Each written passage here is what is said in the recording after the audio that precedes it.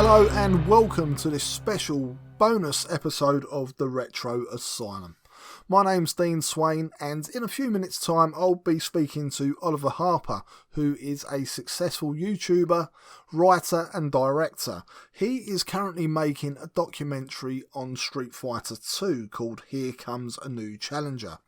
So in a few minutes' time we'll begin to that, but first of all I just want to mention our Christmas episode, which is the next episode out. That should be released on Christmas Eve, and it really is a bumper episode. It's over 5 hours of entertainment. We don't expect you to listen to it in one sitting. This is something to listen to over the Christmas period. Anyway, more on that later, but now over to the Oliver Harper interview. So, hello and welcome to Oliver Harper to the Retro Asylum. Hello there, how you doing? Not bad at all, Oliver. Now, for the sake of our listeners who don't know who you are, could you just explain, because you're from the YouTube community mainly, I think most people will know you, but if you can just explain how you got into doing your videos and what's inspired you over the years. Well, I started YouTube in late 2011. I'd just sort of been made redundant that year, pretty early that year. I was working as a projectionist for Cineworld, and they did the whole switcheroo from 35mm projectors to digital projection. So there's no need for, projectionists anymore. So I was kind of a little bit like, oh, what am I going to do? I got, a decent sort of redundancy package, which was quite handy. So it sort of gave me the time to sort of think, okay, what shall I do next? And I'd been watching YouTube like many people and watching movie reviews, and the state of movie reviews at the time was generally kind of bashing movies and for comedic value, which kind of worked and it was fun. And but to me, it wasn't something I wanted to see all the time. It was, in my eyes, I wanted something a little bit more educational. Yep. And I'd been obsessed with sort of DVD special features and even got into Laserdisc at the time, well, maybe a decade earlier, when DVD sort of arrived and it was too expensive. I went, right, I'm going to get Laserdisc when everyone was selling it off cheap, So I wanted the sort of educational sort of twist to a movie review. And I did a review on Superman 4, which is not a good film, but a sort of guilty pleasure, and has a sort of... You're a big fan of the Superman series, aren't you? I grew up with Reeves. The Chris Reeve films. I loved those as a kid. The first movie is one of my favourite films of all time. Yeah. And so discussing Superman 4 was sort of a guilty pleasure. It has an interesting production. It's often with movies that are bad, they often have great sort of production stories behind the scenes. And, I did it with little to no experience, this YouTube thing, and not really the confidence to sort of do voiceover. But the more you do it, the better you get, the more confident you get. And I started, after about 2 or 3 years, I'd produced enough retrospectives. I built up a fairly sizable audience at the time, maybe about 20,000 subscribers, which was pretty good, like 2013. And there's an opportunity there to sort of make money from my videos, and I took that opportunity because work wasn't going where I wanted it to go, and I started to make a living out of it. So I thought, wow, instead of this being just a hobby to sort of, do a video once every other week, became this kind of chance to have a business. And so over the years, I've continued with it and built up a fairly sizable audience now, and have a great community. And did other things like audio commentaries with friends, and dabbled with the sort of let's plays with sort of video games on a separate channel, and I got an opportunity through a friend of mine called Robin Block, who at Creative VC gave me the opportunity to sort of direct this documentary called In Search of the Last Action Hero, sort of detailing action films of the 80s and the 90s. And which did, very well. It got very well reviewed. And so during that process, I was sort of thinking about another project, which was on Street Fighter 2. Yeah. And you're a big fan of Street Fighter 2? Oh, yeah. I was obsessed with it. The weird thing is, because I've reviewed movies, mainly on my YouTube channel, I always discuss video games in a sort of capacity where there's a movie licensed video game, for example. But as a kid, I was enjoying movies like Star Wars, Superman, Ghostbusters, and so forth. But in a lot of my free time, as you do as a kid, you have plenty of free time.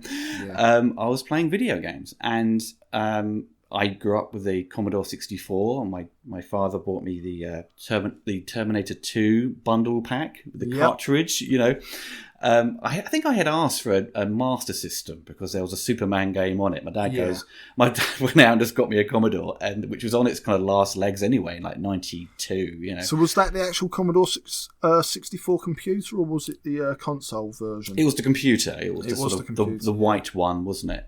Which it came with the cartridge version of T2. But I had a friend down the road. He had an older brother who had a Commodore 64, an earlier model, but he had the tape deck and the disc drive, and my dad purchased those off him. So I had loads of games within a short space of time.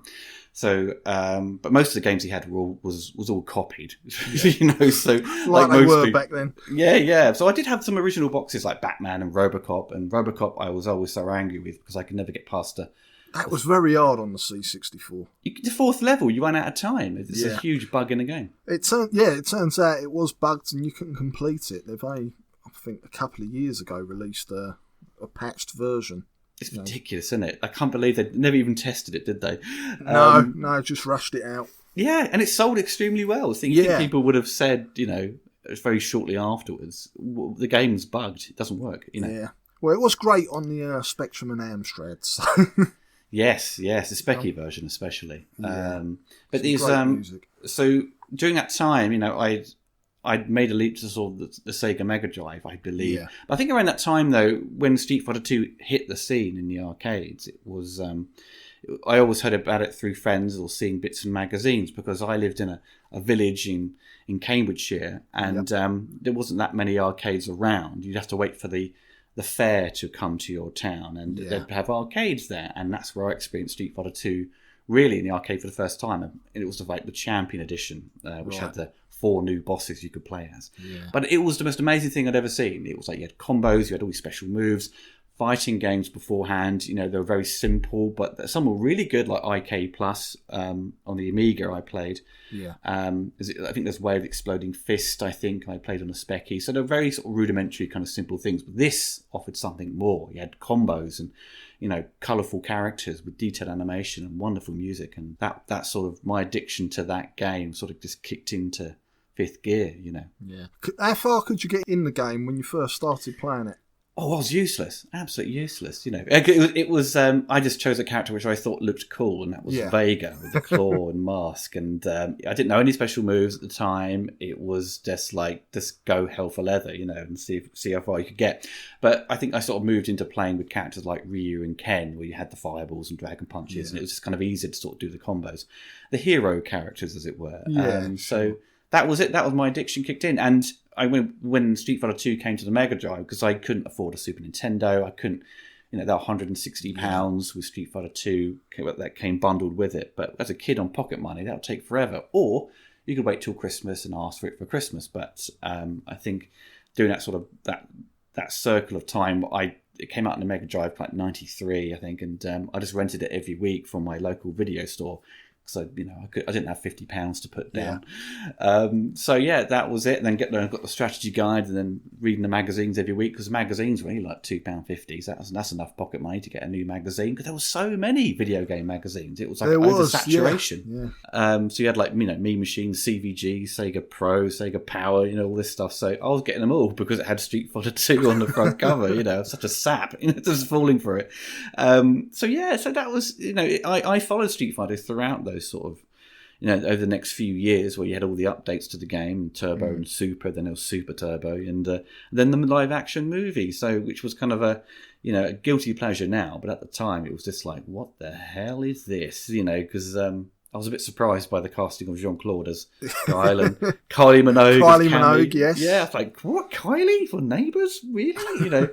Okay. But yeah, it was one of those weird films where I watched it and walked out, and my friend was like, I don't know if I like that movie. It was kind of everyone was kind of mixed on it. They didn't know if they liked it or hated it. And I think after a while, after it settled down, most of them hated it. But for me, it was Street Fighter, and I was just a gullible kid and just liked everything Street Fighter related. So I kind of just pretended the movie was amazing. Yeah. Well, speaking as someone who was a little bit older at the time, it was absolutely huge in the arcades. It was in every kebab shop, chip shop, minicab office, newsagents, as well as your normal arcades. I lived in East London at the time, and we'd go up to Tottenham Court Road where there was some big arcades, and there was queues. You know, they had a few machines. It was absolutely unbelievable because the arcade scene, it had been dying down up until that point. Now, have you played the first game, and what do you think of it? I played Street Fighter 1 very much kind of years later, because when Street Fighter 2 arrived, I was like, where's this Street Fighter 1? I'd not seen it at that time, because it was an older game. You know, if I saw it on the Commodore 64, for example, it would have been like in a W.H. Smith's, one of those sort of little spiral stands they had. We can't rotate around, but it was. I'd never heard of it, never seen it. I saw screenshots of the PC Engine version called Fighting Street. That's right. Yeah, that's it, yeah. And it looked kind of interesting, but once you saw it being played, it didn't work at all because it was very stiff kind of fighting game. The special moves were impossible to pull off. Yeah. And it just didn't play very well. It looked nice. It looked the part. I liked all the look of the bonus stages and so forth. But this is obviously with the arcade version. But when you saw that the home ports on the micro computers, it just they were converted by tier text for US Gold, so it was never really stood a chance anyway. But they did did they do the sort of sequel to Strider, didn't they, on the Mega Drive? I think. Yes, they did, and they actually done a follow up to Street Fighter called Human Fighting Machine or Human Killing Machine. Right. Sorry, that's right. It was terrible, wasn't it? It was awful, and that was like a stripped back version of their Street Fighter. It didn't even scroll, I don't think. It was just on a static background for each level, and that was really poor. So I never really got into the first game. I know I've gone back to it a few times to try to sort of capture footage for certain videos, but it was never that appealing because of how it played. So with Street Fighter 2 around, it was always just like everyone's kind of forgot about the first game because it didn't really do that well, and that's why Capcom went back to it. Sort of improve upon the formula and try and sell the franchise again. But as you were saying, because you were you lived in East London, did you sort of experience the craze of Sega World and the arcade scene there? Because the mid-90s was just this, London had everything. It did, where yeah. I You had was, the it was Chocaderos, Sega World and everything. But being in East London as well, I could go to Southend and, various places. Obviously, summer holidays, places like the Isle of Wight and wherever. The arcades were always busy. I mean, the biggest hit that I remember previous to Street Fighter was probably the Double Dragon craze, but it wasn't on the same kind of level. The promotional side for Street Fighter 2 was huge. Every magazine started featuring it, and not just for a review or a preview. It was in there all the time, hints and tips. It made the cover of so many different magazines and different issues of those magazines. It was unbelievable. My problem was that I didn't own a SNES or a Mega Drive. I had to make do with the Amiga conversion, which was I was going to ask you about that. Awful. That was by a company called Creative Materials. They were formerly Binary Design. And from memory, it came on a few discs. You had to keep swapping the discs over, depending on what stage you was playing or what character you picked. One button control, half the game was missing, as in frames of animation. Yeah, it was a big letdown. But there was various versions released for the Amiga, and they were all pretty poor, unfortunately. I experienced Street Fighter 2 on the Amiga around a friend's house, and as a kid it kind of looked the part, but once the sprites started moving, you thought, oh, okay, this is the problem, and the constant disc swapping. Because I had Street Fighter 2 on the Commodore 64. That was the first version. What did you think of that? oh God, it was absolutely awful. But as a kid, you sort of just make do with what you've got. Yeah. And my friend had an Amiga, and he came round and goes, "Oh, this looks terrible," because he had the Amiga version. But in his eyes, it was, on the Amiga, it was far better, which it kind of was. It played better, despite the sort of, shonky kind of gameplay. Yeah. But the Commodore one was just dog's dinner. It was a waste of time. And it sold well, though. And in I found some old Commodore format reviews, and some gave it sort of really kind of strong reviews. I think I think there was a lot of bribery going on with some of the magazines back then. It wouldn't surprise me. And to be honest, US Gold probably could have just released blank tapes and they would have sold with that name on, They would have done. If they could have got away with it, I'm sure they would have done. Well, because they did that with Street Fighter 1, didn't they? On Yeah, side 2, they had the US version, which was programmed by a different company. Yeah, on the C64, yeah. Yeah. It was a bit nicer. Street Fighter 2. Final Fight in development was actually called Street Fighter 2. Well, it was called Street Fighter 89. Oh, that was right, yeah. That's right, yeah. I don't know why they thought that, because maybe they just thought, okay, Street Fighter is going to take a different direction, because as you said, with in terms of Double Dragon and the craze for that. And then I think by, Final Fight, there was already two. I think the sequel to Double Dragon was out, wasn't it? Yes, I think the third one arrived to the early 90s. No, less said about that, the better. Yeah, exactly. So Final Fight 89, or aka Final Fight, as it were. That game obviously sold extremely well, but it was such a different game to what Street Fighter 1 was. I guess the only likeness really was that the characters were quite large. Yeah. It's all the same hardware as well, wasn't it? Which they were sort of testing the ground with. And obviously those characters would come back into Street Fighter. So it's all set in the same universe, as it were, because Mike Hagar is a former Street Fighter. That's right, yeah. But he didn't really pop up in Street Fighter till a lot. No, it was a lot later, wasn't it? Yeah, something like that. But yeah, I adored Final Fight as well, because I still love scrolling beat 'em ups along with one-on-one fighters. With Streets of Rage 2 probably being my favourite of the sort of side-scrolling beat 'em ups, or brawlers they call it now. Yeah. So tell us more about this documentary and what we can expect from it. Yes, so it's called Here Comes a New Challenger, which will sort of detail the origins of Street Fighter 2, its cultural impact, how people sort of reacted to it at the time, exploring the merchandise, the action figures, the endless kind of magazines and sticker albums, players' guides, talk about the anime and the live action film, and of course the various updates to the game over that sort of from 91 to sort of 94 period. The bootleg versions like the Black Belt edition, which, as you were saying earlier, about the sort of Street Fighter 2 turning up in chip shops and so forth. Few of them were the official version. Exactly. You had Ryu doing 50 fireballs at once, whatever, and the characters would be teleporting around the screen.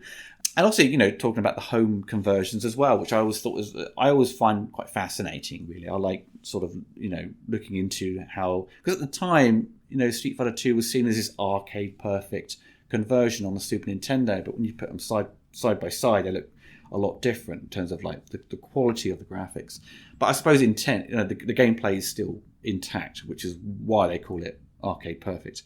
Exploring all the various conversions to the home consoles and the microcomputers as well. So there's been a few Street Fighter documentaries over the years. Been a couple, I think one for the 15th anniversary and one for the 25th. Right. And for its 30th anniversary, celebrating Street Fighter 1, I suppose, 30th anniversary, they didn't do one for that time. But so this one's kind of falling in line with the 30th anniversary of Street Fighter 2 for next year. But the previous documentaries often explored the tournament aspect to a great extent, which my one will do, but I think it won't be its main focus, because the previous ones focused very much on the sort of esports angle, which I still think is very niche in terms of, for many people to sort of experience the tournament itself as a kid growing up, or a teenager, or someone in their early 20s. The tournament would often be the bedroom or the lounge. You have your friends over, and you play it at home, and it wasn't in the arcade to a certain extent. So it's more coming from that angle, instead of being someone who was just living in the arcades all the time and just playing it there. There's going to be obviously a crossover of that, but it's more focused on really kind of the general consumer who sort of experienced it for the first time and got wrapped up in it. It's more of a celebration of that time, and not the sort of, the super fine detailed, explanations of how the characters fight and move. It's more of a celebration of the game and a sort of nostalgic look back to sort of the early 90s of arcades and home video gaming. Great. So this is a Kickstarter project. When does the funding need to be raised by? Is there a date? It'll be the 3rd of January. January. So it's maybe it was a strange move on my behalf, I suppose, to sort of do a Kickstarter during December, but it was it's very difficult to sort of determine if people have the money to spend on something that won't come out till later next sure. year. So it's, but obviously difficult times at the moment with the pandemic, and people have less money to spend on things. So I can sort of, see it as like, oh, okay, it may be a little bit difficult for some people to support a project and rather spend the money on Christmas presents, which is probably a good idea. But people are still forking out loads of money for big consoles, so it's always a difficult decision to run a Kickstarter, not know the sort of if or not it's going to work. But I think at the moment it's doing okay with the Kickstarter. So I'll have more sort of promotional stuff coming up, and I'm getting more names involved as well, which is wonderful. So there's a lot of people from Capcom USA we're interviewing. We're interviewing obviously journalists from the time, such as Paul Davis and Julian Rignall from CMVG.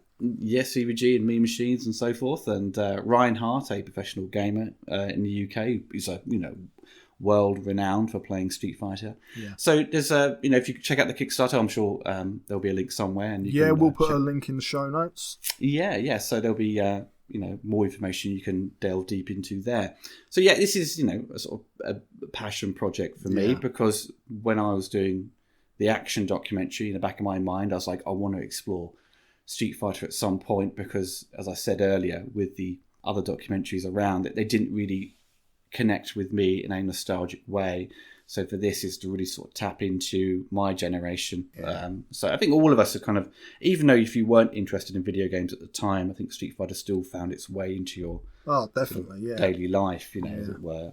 So you couldn't escape it. I think it'd be nice to see it from a UK perspective as well, because a lot of these other documentaries have been from elsewhere in the world. Yeah, it's always difficult to sort of find that balancing act, because you talk about video games and their history. If you do it from the American perspective, it's very limited compared to the European.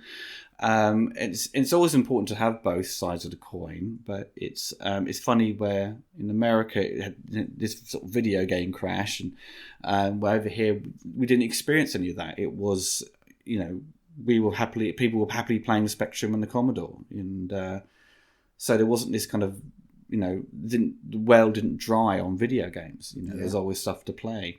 I mean, I'm speaking about this in sort of like a different perspective, because I was born in 82. I was nowhere aware of what was going on until about 88 or something. When you hit about 6 years old, you become self-aware of what's happening. But so in terms of a European perspective, it's with this, it's tackling the US and Europe. So Europe is very much a sort of an important point of it. I wouldn't want it just to just be one-sided. Sure. But so in terms of documentaries and so forth, it's always a shame when the especially the UK side is kind of left out in terms of that nostalgia. If it's just like Atari, NES, Mega Drive, SNES, it's you're missing loads of stuff in between them. And I suppose the best one is that Bedrooms. Is it Bedrooms to Billions? Bedrooms to Billions. Yeah, that was a fascinating documentary. That's really good. And that's if anyone wanted to do a documentary about video games of a whole history, you've got tough competition. Yeah. Because that really sort of knocked it out of the park by providing a really strong side for the Europe and addressing the US as well. Cool. This is obviously a passion project. Are there any other video games that you'd like to cover at some point? That's a good question. I don't really know, really. Because I thought about what am I going to do after this. There's always something else. You always have another idea burning. Maybe something less specific. Maybe something more sort of generalised. But it's hard to know. I mean, I enjoyed Mortal Kombat when that came out, but it wasn't. I don't think my passion for it was as strong as Street Fighter's. No, it's a very different game. I've heard Street Fighter 2 described as like a game of chess. I mean, I was never any good at it, any more than 4 buttons on a game, and my little brain couldn't cope. But watching someone who is good at the game, especially if you get 2 people on an arcade cab or in front of a SNES or Mega Drive, what have you, watching them battle it out, it's fascinating to watch. I think it's one of those games you, as a spectator, can watch. Whereas with Mortal Kombat, obviously the series did progress, but the first couple, you know, it was fairly limited in what you could do. Yeah. It very much relied on the gore factor, and that's what drew people to it, especially young lads, you know, who wanted to be able to rip someone's head off, you know, set someone on fire. But the gameplay was so much more simplistic. Street Fighter was always deeper, and it had deeper gameplay. You know, even when the 3D fighting games turned up on the scene, like Virtua Fighter and Tekken, they were still, I suppose, going with the idea that they were taking a serious direction with the fighting styles, but compared it to Street Fighter, there's so much more to learn, I think, at the time. Obviously, those fighting games progressed and they became more advanced. And so, as you say, got Mortal Kombat. You know, the later versions are very impressive, both graphically and with their gameplay. But Street Fighter at its core was always just like, you know, you can pick up and play it, but to master it took a lot of time. And as a kid, you have that time. You know? It's something I wish I still had. Yeah. So many games I had, you know, you'd buy, you spend your money on, even though it might not be very good, but you put the time into it and you spent your weeks on end playing it and you finally completed it. When you go back to it as an adult, you think, how did I complete this game? This game's impossibly hard. But as an 8-year-old, you just whizzed through it. The time and dedication. Yeah. Right, so as a fan of film and games, what is your favourite game to movie? Oh, that's a good one. Okay. Is it Street Fighter? No. So game to movie. That's I would probably say. I mean, Silent Hill was pretty good with its sort of translating the video game to film. I mean, story-wise, it's not spectacular. It's hard to. I might say Mortal Kombat. Mortal Kombat, the movie, was you know, essentially is Enter the Dragon. Yeah. But it had, you know, good casting, had great music, good fight scenes. CGI was a bit wonky. I mean, even as a kid or teenager, I snuck into that movie when I was 13. Right. Films are 50. But yeah, I was kind of wowed by this, like the action and the editing and the visual flair of it, where Street Fighter was far more corny and cheeseball. But I suppose Street Fighter the movie had the sort of wonderful performance of Raul Julia, which kind of I always compared to Frank Langella from He-Man the movie. You know, just a complete scene stealer. I mean, there's been a few other. I think there's been quite a few sort of video game to movies, like the Resident Evil films. I mean, they're pure schlock and they can be enjoyed for that, but they're not good movies. No. And as Double Dragon the movie, of course, you've seen that. I've never watched it. I could never bring myself to watch it because as a fan of Double Dragon, you should have seen it. I know. I will have to put myself through it one day. The last one I watched was with my son because I've got an 8-year-old son and he loves Rampage. Oh yes, I saw that. Yeah. I mean, the film was a bit. Oh, it's a bit. Why did they make it? You know, I was thinking to myself, why did they make a movie based on a really old? Well, it's quite an obscure game now as well. I wouldn't have thought, you know, modern audiences would know about the game at all. So, I mean, it's very loosely based. You see the arcade cab in a couple of scenes, but yeah. That's what I think. I think they do that in Double Dragon the movie. There's an arcade in the background. That's about it. Right. Just sort of say, "Oh, it's Double Dragon." You know. I think there's Tomb Raider as well. I mean, the most recent Tomb Raider film was kind of okay. The thing is, they're all just okay. They're never just like wow, like amazing, because it's such a difficult thing to translate. So, I mean, there's talk of a Resident Evil TV series set in Raccoon City, which might be interesting. So, if you played Resident Evil the remake on the GameCube, if that was put onto film, I think that would do well because the story they expanded and additional kind of diary notes they have in it, you could explore with flashbacks and you could work. But Mortal Kombat takes number one spot. Yeah. I've got one final question for you. Is there a game that you would like to write a script for to make into a movie? Oh, I know it's a tough one and it puts you on the spot. It's a tough one, yeah. I have to look at my games now and try and think what I've played that would make a great movie. I suppose The Last of Us, wouldn't it? Would be I think that would work. Because it is essentially a movie, isn't it? So that's the thing with a lot of the modern games; they are more interactive movies these days. Yeah. It's the evolution of the FMV game, isn't it? Yeah. But yeah, Last of Us, because it is an interesting story, and I think it would work as a movie. Yeah. But if it's just the same, if you're seeing the same cutscenes as a movie, then you think, what makes it different to the game? What is the apart point? From losing that interaction? So yeah, that's always going to be the problematic thing, is losing that interaction with that experience. But yeah, probably that. Cool. Right, well, thanks for coming on, and good luck with the Kickstarter. We'll do our best to promote it. So if any of our listeners are interested, which I'm sure they will be, because Street Fighter is still absolutely huge, then please do back this project. Thank you very much, Oliver. Thank you very much for your time, sir. Thank you, and hopefully we can get you on in the future at some point. Love to. Cool. Been great talking to you. Yeah, you too. Okay, mate, take care. Come on, Hobbitses, follow Smeagol, good Smeagol.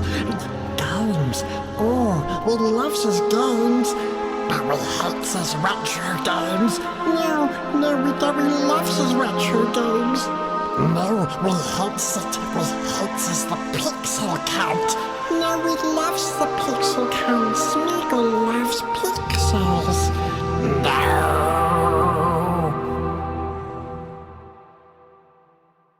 Well, there you go. What a great guest Oliver was. I really enjoyed that. And although I'm not the biggest Street Fighter 2 fan, you can't deny its legacy, and I think it will make a fantastic documentary. Oliver's work is very slick, so if that does reach its backing, the funding, then I think that'll be something to look out for in the future. Talking of the future, the new episode will be out in a couple of days' time, so please do download it. It is a big one, and again, I think you're going to enjoy it. Anyway, until next time, guys, take care, stay safe, and keep it retro.